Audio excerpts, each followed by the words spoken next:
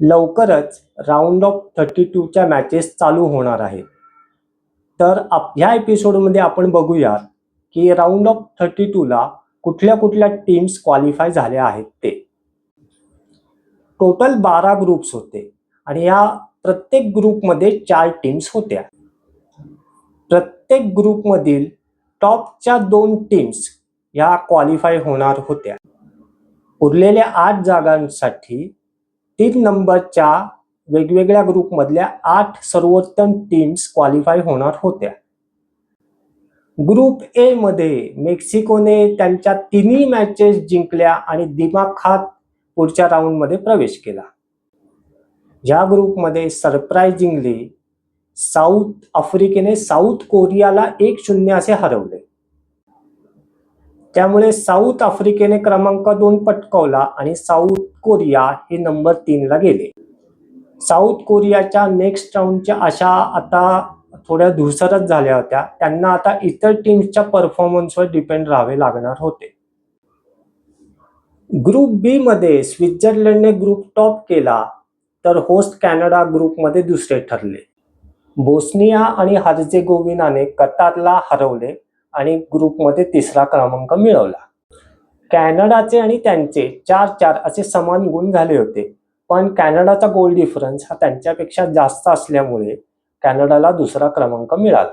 4 गुण असल्यामुळे बोस्निया आणि हर्जेगोविनाला पुढील राऊंडमध्ये जाण्याची जास्त संधी आहे. ग्रुप सी मध्ये मोरोक्को दुसऱ्या क्रमांकाला राहिलं तर ब्राझीलनं ग्रुप टॉप केला. ब्राझीलची मोरोक्को विरुद्धची मॅच 1-1 अशी ड्रॉ झाली होती. त्या मॅचमध्ये व्हिनिशियस ज्युनियरने बरोबरीचा गोल केला होता. त्या मॅच नंतर हैती आणि स्कॉटलंड यांना ब्राझीलने हरवले आणि चांगल्या प्रकारे पुनरागमन केले. व्हिनिशियस ज्युनियरने 3 मॅचेसमध्ये 4 गोल केले आणि तो आता गोल्डन बूटच्या शर्यतीत सामील झाला. एक कोइन्सिडन्स असा आहे की 1970च्या वर्ल्ड कपमध्ये जॉर्जिनोनं आणि 1994च्या वर्ल्ड कपमध्ये रोमारियोनं ग्रुप स्टेजेसमध्ये प्रत्येक मॅचेसमध्ये गोल केले होते आणि त्याच्यानंतर ब्राझीलनं वर्ल्ड कप जिंकला. ब्राझीलचा स्टार खेळाडू नेमार हा इंजुरीमुळे पहिल्या 2 मॅचेस खेळला नाही. शेवटच्या ग्रुप मॅचमध्ये शेवटची 15 मिनिटं त्याला ग्राउंडवर आणण्यात आले होते, पण त्यात तो काही विशेष परफॉर्म करू शकला नाही. पण नेमार नसतानाही ब्राझीलनं खूप चांगला परफॉर्मन्स दिला. या ग्रुपमधून ब्राझील आणि मोरोक्को हे अपराजित राहून पुढील राऊंडसाठी क्वालिफाय झाले, तर तिसऱ्या क्रमांकावर स्कॉटलंड गेले. ग्रुप डी मध्ये होस्ट युएसएने 3 पैकी 2 मॅचेस जिंकत ग्रुप टॉप केला. शेवटच्या मॅचमध्ये तुर्कीने त्यांना 3-2 असे हरवले. या ग्रुपमध्ये ऑस्ट्रेलियानं दुसरे स्थान मिळवले तर पराग्वे तिसऱ्या स्थानावर गेले. ऑस्ट्रेलिया आणि पराग्वे यांचे 4-4 असे सेम गुण झाले होते, पण पराग्वेचा गोल डिफरन्स हा मायनस असल्यामुळे ते क्रमांक 3 वर गेले. ग्रुप ई मध्ये पहिल्या 2 मॅचेस जिंकून जर्मनी ऑलरेडी क्वालिफाय झाली होती. कुरुसावला 7-1 तर कोट डी आयव्हरीला 2-1 असे त्यांनी हरवले होते. ग्रुपमधील शेवटची मॅच त्यांची इक्वेडोर बरोबर होती. इक्वेडोरसाठी ती डू ऑर डाय मॅच होती. या मॅचमध्ये सुरुवातीच्या काही मिनिटातच जर्मनीने गोल करून लीड घेतला. इक्वेडोरच्या डिफेंडरने चूक केली आणि जर्मनीच्या लिरॉय सेन याने गोल केला. त्यानंतर थोड्या वेळातच म्हणजे 9व्या मिनिटाला इक्वेडोरच्या अंगुलोने इक्विलायझर केला. दुसऱ्या हाफच्या 77व्या मिनिटाला इक्वेडोरच्या प्लाटाने दुसरा गोल करून टीमला आघाडी मिळवून दिली. फायनल विसल झाली तेव्हा स्कोरबोर्ड होता इक्वेडोर 2 आणि जर्मनी 1. 2006 नंतर पहिल्यांदाच इक्वेडोरने ग्रुप स्टेज पार केली आहे. या विजयानंतर इक्वेडोरचे प्रेसिडेंट डॅनियल नोबोआ यांनी नॅशनल हॉलिडे डिक्लेअर केला. आता 4 गुणांसह इक्वेडोर तिसऱ्या स्थानावर पोहोचले. कोट डी आयव्हरीने शेवटची मॅच जिंकत 6 गुणांसह दुसरे स्थान मिळवले. या मॅचमध्ये त्यांनी कुरोसावला 2-0 असे हरवले.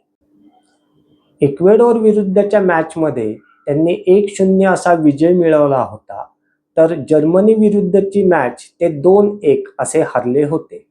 ग्रुप एफ मध्ये पहिली मॅच नेदरलँड आणि जपान यांच्यात झाली. ही मॅच ड्रॉ झाली. त्यानंतरच्या दोन्ही लढतीत नेदरलँड्सने विजय मिळवला. स्वीडनला त्यांनी 5-1 असे हरवले, तर ट्युनिशियावर त्यांनी 3-1 असा विजय मिळवला. जपानने ट्युनिशियाला 4-0 असे हरवले. स्वीडनची मात्र त्यांनी 1-1 अशी बरोबरी केली. जपानने 5 पॉइंट्स मिळवत ग्रुपमध्ये दुसरे स्थान पटकावले आणि राऊंड ऑफ 32 मध्ये प्रवेश मिळवला. 1998, 2006 आणि 2014ला त्यांचे आव्हान ग्रुप स्टेजमध्येच संपले होते. 2002, 2010, 2018 आणि 2022 ला त्यांचे आव्हान राऊंड ऑफ 16 मध्ये संपले होते. स्वीडनने 4 पॉइंट्ससह ग्रुपमध्ये तिसरे स्थान मिळवले. ट्युनिशियासाठी हा वर्ल्ड कप खूपच खराब गेला, कारण की स्वीडनने त्यांना पहिल्या मॅचमध्ये 5-1 असे हरवले होते. स्वीडनच्या 4 पॉइंट्समुळे ग्रुप ऑफ 32 मध्ये जायची त्यांची शक्यता जास्त आहे. ग्रुप जी मध्ये बेल्जियमने फायनली मॅच जिंकली आणि ग्रुपमध्ये टॉप स्पॉट मिळवला.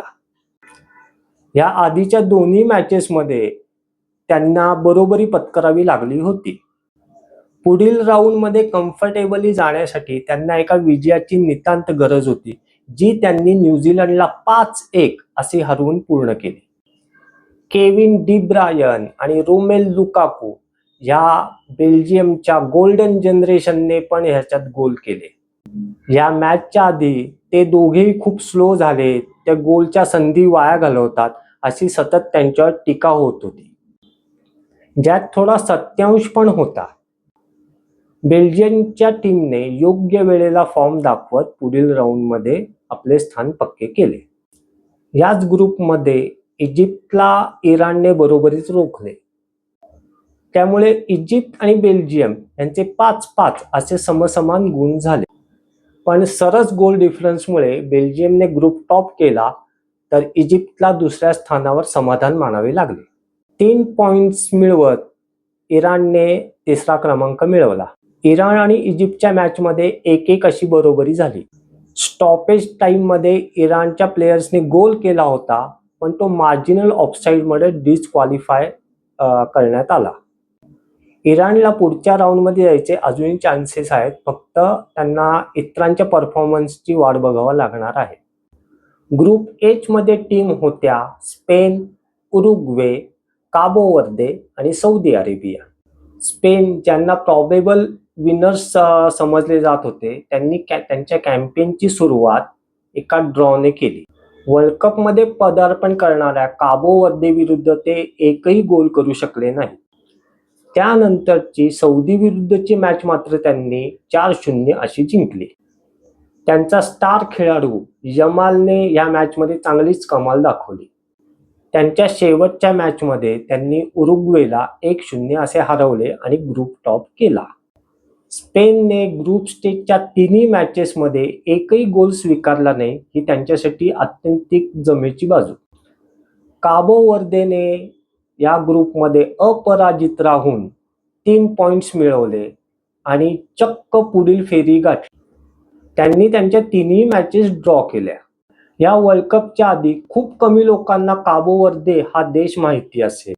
साधारणतः 5 लाख एवढीच लोकसंख्या असणाऱ्या देशाने कमाल परफॉर्मन्स दिला.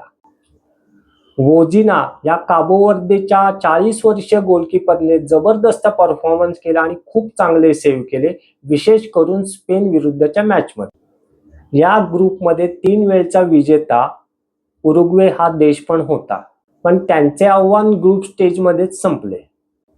उरुग्वेच्या आधीच्या 2 मॅचेस ड्रॉ झाल्या होत्या. स्पेन विरुद्धची त्यांना मस्ट विन मॅच होती, पण ते मॅच जिंकू शकले नाहीत. त्यांच्या 3 मॅचेसमधून फक्त 2च पॉइंट्स झाले. ग्रुपमधील चौथी टीम सौदी अरेबिया यांचे सुद्धा 2च पॉइंट्स होते, पण गोल डिफरन्समुळे त्यांना चौथा क्रमांक मिळाला. ग्रुप आय मधील 4 टीम्स होत्या फ्रान्स, नॉर्वे, सेनेगल आणि इराक. फ्रान्स आणि नॉर्वेने त्यांच्या पहिल्या दोन्ही मॅचेस जिंकत नेक्स्ट राऊंडमध्ये प्रवेश मिळवला. फ्रान्सच्या एम्बाप्पेने पहिल्या 2 मॅचेसमध्ये 4 गोल करत त्याचा फॉर्म दाखवून दिला. नॉर्वेच्या अर्लिंग हालांडने त्याला तोडीस-तोड परफॉर्मन्स देत त्याने सुद्धा 2 मॅचेसमध्ये 4 गोल केले. फ्रान्सने त्यांच्या पहिल्या मॅचमध्ये सेनेगलला 3-1 हरवले तर दुसऱ्या मॅचमध्ये इराकला 3-0 असे हरवले. नॉर्वेने त्यांच्या पहिल्या मॅचमध्ये इराकला 4-1 असे हरवले तर सेनेगलला 3-2 हरवले. नॉर्वेच्या टीमने क्वालिफायर पासूनच खूप चांगला परफॉर्मन्स दिला होता. सेनेगल विरुद्धची त्यांनी दुसरी मॅच जिंकल्यानंतर त्यांनी ग्राउंडमध्ये त्यांच्या सपोर्टर्स बरोबर रो रो अशी ॲक्शन केली. या त्यांच्या ॲक्शनमुळे त्यांना सोशल मीडियावर चांगली पॉप्युलॅरिटी मिळाली. फ्रान्स विरुद्ध नॉर्वे ही मॅच म्हणजे एम्बाप्पे विरुद्ध हॅलांड अशी मॅच असणार होती. पण प्रत्यक्ष मॅचमध्ये नॉर्वेच्या कोचने हॅलांडला रेस्ट दिली. फ्रान्सने ही मॅच 4-1 अशी जिंकत ग्रुप टॉप केला. या मॅचमध्ये एम्बाप्पे मात्र गोल करू शकला नाही, पण त्याने चांगले असिस्ट केले. फ्रान्सच्या डेम्बलेने पहिल्या हाफमध्येच हॅट्रिक केली. डेम्बलेच्या हॅट्रिकमुळे तो सुद्धा एम्बाप्पे आणि हॅलांड यांच्याबरोबर गोल्डन बूटच्या शर्यतीत 4 गोलसह सामील झाला. फ्रान्ससाठी एम्बाप्पे आणि डेम्बले या त्यांच्या 2 स्ट्रायकर्सचा फॉर्म नॉकआउट राऊंडमध्ये महत्त्वाचा ठरणार आहे. सेनेगलने त्यांच्या शेवटच्या मॅचमध्ये इराकला 5-0 असे हरवले आणि 3रा क्रमांक मिळवला. त्यांचे 3 पॉईंट जरी झालेले असले तरी गोल डिफरन्स हा +2 झालेला आहे. त्यामुळे त्यांच्या पुढच्या राऊंडच्या आशा कायम आहेत. ग्रुप जे मधील टीम्स होत्या अर्जेंटिना, ऑस्ट्रिया, अल्जेरिया आणि जॉर्डन. अर्जेंटिनाने ग्रुपमधील 3 मॅचेस जिंकल्या. अल्जेरिया विरुद्धच्या पहिल्या मॅचमध्ये त्यांनी 3-0 असा विजय मिळवला. त्या मॅचमध्ये लिओनेल मेस्सीने हॅट्रिक नोंदवली. ही त्याची वर्ल्ड कप मधली पहिली वहिली हॅट्रिक होती. ऑस्ट्रिया विरुद्धची मॅच पण त्यांनी 2-0 जिंकली. या मॅचमध्ये पण मेस्सीने 2 गोल केले. त्याची हॅट्रिक होणार होती पण त्याने चक्क पेनल्टी मिस केली.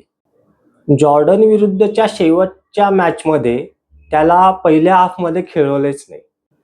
अर्जेंटिनाने पहिल्या हाफमध्येच 2-0 अशी आघाडी घेतली. त्यानंतर दुसऱ्या हाफमध्ये जॉर्डननं 1 गोल केला. मॅच संपायला 15 मिनिट असताना मेस्सीला ग्राउंडमध्ये आणण्यात आले. 80व्या मिनिटाला एका फ्री किकवर मेस्सीने परत 1 गोल केला. अर्जेंटिनाने ही मॅच 3-1 अशी जिंकली आणि ग्रुप टॉप केला. मेस्सीने 3 मॅचेसमध्ये 6 गोल केले. आता तो गोल्डन बूटच्या रेसमध्ये टॉपला आहे. या मॅचमध्ये अर्जेंटिनाने दाखवून दिले की मेस्सी नसतानाही ते गोल करू शकतात. या ग्रुपमधील ऑस्ट्रियाची शेवटची मॅच अल्जेरिया विरुद्ध होती. जर दोन्ही टीममध्ये ड्रॉ झाला तर दोन्हीही टीम पुढील राऊंडमध्ये जाणार होत्या. पण जर अल्जेरिया किंवा ऑस्ट्रिया यापैकी एक संघ जिंकला तर जिंकलेला संघ आणि ग्रुप जी मधील इराण हे पुढील राऊंडला जाणार होते आणि हरलेला संघ टुर्नामेंटच्या बाहेर जाणार होता. 1982च्या वर्ल्ड कपमध्ये सुद्धा असेच झाले होते, ज्याला डिस्ग्रेस ऑफ गिहॉन असे म्हटले जाते. त्यावेळेला सुद्धा ऑस्ट्रिया आणि अल्जेरिया हे एकाच ग्रुपमध्ये होते. अल्जेरियाच्या सर्व मॅचेस झाल्या होत्या आणि वेस्ट जर्मनी आणि ऑस्ट्रिया ही शेवटची मॅच राहिली होती. जर वेस्ट जर्मनीने ऑस्ट्रियाला 1-0 हरवले तर वेस्ट जर्मनी आणि ऑस्ट्रिया हे पुढील राऊंडला जाणार होते. पण जर वेस्ट जर्मनीनं जास्त गोल्सने ऑस्ट्रियाला हरवले तर अल्जेरिया पुढच्या राऊंडला वेस्ट जर्मनी बरोबर जाणार होते. प्रत्यक्ष मॅच चालू झाल्यावर वेस्ट जर्मनीने पहिल्या हाफमध्येच 1-0 अशी आघाडी घेतली आणि शेवटपर्यंत हाच स्कोर राहिला. या मॅच नंतर अल्जेरियाने फिफाकडे तक्रार केली पण फिफा त्या बाबतीत काहीच करू शकणार नव्हती, कारण की वेस्ट जर्मनी आणि ऑस्ट्रिया यांनी तसा कुठलाच रूल तोडलेला नव्हता. त्यानंतर फिफाने त्यांच्या नियमामध्ये बदल केला. ग्रुप स्टेजमध्ये एका ग्रुपमधल्या शेवटच्या मॅचेस या एकाच दिवशी आणि एकाच वेळेस होतील अशी फिफाने पुढे काळजी घेतली. ऑस्ट्रिया विरुद्ध अल्जेरिया या मॅचमध्ये सॉलिड रोलर कोस्टर राईड बघायला मिळाली. ऑस्ट्रियाने 28व्या मिनिटाला गोल करत आघाडी घेतली. फर्स्ट हाफ संपत असताना 45व्या मिनिटाला अल्जेरियाने इक्विलायझर केला. या गोलच्या वेळेला अल्जेरियन प्लेयरने एक लॉंग शॉट मारला होता. उजव्या बाजूने तो बॉल ग्राउंडच्या बाहेर जात होता, पण ग्राउंडच्या बाहेर जात असताना तो कॉर्नर फ्लॅगला धडकून परत ग्राउंडच्या आतमध्ये आला. अल्जेरियन प्लेयर रफिकने त्यावर ताबा मिळवत गोल एरियात प्रवेश केला आणि शॉट मारून गोल केला. त्यानंतर 55व्या मिनिटाला ऑस्ट्रियाने दुसरा गोल केला, पण लगेचच 60व्या मिनिटाला अल्जेरियाने इक्विलायझर केला. मॅच बरोबरीत सुटणार असे वाटत असताना ॲडिशनल टाईममध्ये अल्जेरियाने गोल करत आघाडी घेतली. असे वाटायला लागले की 1982चा अल्जेरिया बदला गेला, पण स्टॉपेज टाईमच्या शेवटच्या मिनिटाला ऑस्ट्रियाने बरोबरीचा गोल केला. मॅच 3-3 अशी ड्रॉ झाली आणि इराण स्पर्धेच्या बाहेर गेले. ऑस्ट्रिया आणि अल्जेरिया यांचे 4-4 असे पॉइंट झाले, पण सरस गोल डिफरन्समुळे ऑस्ट्रिया दुसऱ्या नंबरवर तर अल्जेरिया तिसऱ्या नंबरवर गेले. अल्जेरिया तिसऱ्या राऊंडसाठी क्वालिफाय झाले. ग्रुप के मधील टीम्स होत्या पोर्तुगाल, कोलंबिया, उझबेकिस्तान आणि DR कोंगो. पोर्तुगालची पहिली मॅच DR कोंगो बरोबर 1-1 अशी ड्रॉ झाली होती. दुसऱ्या मॅचमध्ये त्यांनी उझबेकिस्तानचा 5-0 असा दणदणीत पराभव केला होता. त्यांचा स्टार प्लेयर क्रिस्टियानो रोनाल्डो यांना सुंदर असे 2 गोल केले होते. पोर्तुगालची शेवटची मॅच कोलंबियाशी होती. कोलंबियाने या आधीच्या 2 मॅचेस जिंकत पुढील राऊंडमध्ये ऑलरेडी प्रवेश केला होता. पोर्तुगाल आणि क्रिस्टियानो रोनाल्डो या मॅचमध्ये चांगला परफॉर्मन्स दाखवतील असे त्यांच्या फॅन्सना वाटत होते, पण ही मॅच 0-0 अशी संपली. कोलंबियाने ग्रुपमध्ये पहिला क्रमांक मिळवला तर पोर्तुगालला दुसरा क्रमांक मिळाला. दोन्ही टीम्स राऊंड ऑफ 32 मध्ये पोहोचल्या. या ग्रुपमधील DR कोंगोने उझबेकिस्तानला 3-1 असे हरवत 4 पॉइंट्स मिळवले. त्यांनी या ग्रुपमध्ये तिसरे स्थान मिळवले आणि राऊंड ऑफ 32 मध्ये सुद्धा प्रवेश मिळवला. याआधी DR कोंगो 1974 साली वर्ल्ड कपला क्वालिफाय झाले होते. त्यावेळेला ते ग्रुप स्टेजमधूनच बाहेर पडले होते. त्यावेळेला त्यांच्या देशाचे नाव झैरे असे होते. 2026ला ते पहिल्यांदाच नॉकआउट स्टेजला पोहोचले. DR कोंगोच्या प्रत्येक मॅचला मिशेल नकुका मोब्लाडिंगा हा 90 मिनिटं पुतळ्यासारखा उभा राहतो आपल्या टीमला चीअर करण्यासाठी. त्याचा ड्रेस हा कोंगोचे पहिले PM आणि फ्रीडम फायटर पॅट्रिक लुम्बुम्बा यांच्यासारखा असतो. त्याला सोशल मीडियावर प्रचंड प्रसिद्धी मिळाली, पण विजा इश्यूमुळे तो शेवटच्या मॅचला उपस्थित राहू शकला नाही, पण त्याच्या जागी एक दुसरा फॅन तशाच ड्रेसमध्ये उभा राहील. ग्रुप एल मधील 4 टीम्स होत्या इंग्लंड, घाना, क्रोएशिया आणि पनामा. इंग्लंडने त्यांच्या पहिल्या मॅचमध्ये क्रोएशियाला 4-2 असे हरवले, पण दुसऱ्या मॅचमध्ये मात्र त्यांना घाना बरोबर 0-0 असे बरोबरीत समाधान मानावे लागले. शेवटच्या मॅचमध्ये त्यांनी पनामाला 2-0 असे हरवत 7 पॉइंट्सनी ग्रुप टॉप केला आणि पुढच्या राऊंडला क्वालिफाय झाले. पहिली मॅच हरल्यानंतर क्रोएशियाने पुढच्या दोन्ही मॅच जिंकत ग्रुपमध्ये दुसरे स्थान मिळवले. त्यांनी पनामाला 1-0 तर घानाला 2-1 ने हरवले. घानाने पनामाला 4-0 असे हरवले होते आणि इंग्लंड बरोबर त्यांनी 0-0 अशी मॅच ड्रॉ केली होती. त्यामुळे त्यांचे 4 पॉइंट्स झाले आणि ते सुद्धा पुढच्या राऊंडला क्वालिफाय झाले. तिसऱ्या क्रमांकाच्या सर्वोत्तम 8 टीम्स या शेवटच्या दिवशी ठरल्या. त्या पुढील प्रमाणे: DR Congo, Sweden, Ghana, Ecuador, Bosnia and Herzegovina, Algeria, Paraguay आणि सेनेगल. ह्या 8 टीम्सपैकी सेनेगल ही अशी टीम होती की जिचे फक्त 3 पॉइंट्स झाले होते. बाकीच्या टीम्सनी 4-4 पॉइंट्स मिळवले होते. सेनेगलने शेवटच्या मॅचमध्ये इराकला 5-0 असे हरवले होते. त्याच्यामुळे त्यांचा गोल डिफरन्स हा +2 झाला होता. त्याच्यामुळे ते क्वालिफाय होऊ शकले. आता लवकरच नॉकआउट्स राऊंड चालू होतील. त्यातील महत्त्वाच्या मॅचेसबद्दल आपण पुढील भागात बोलूया.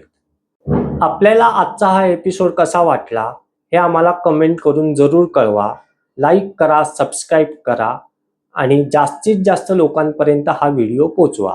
धन्यवाद.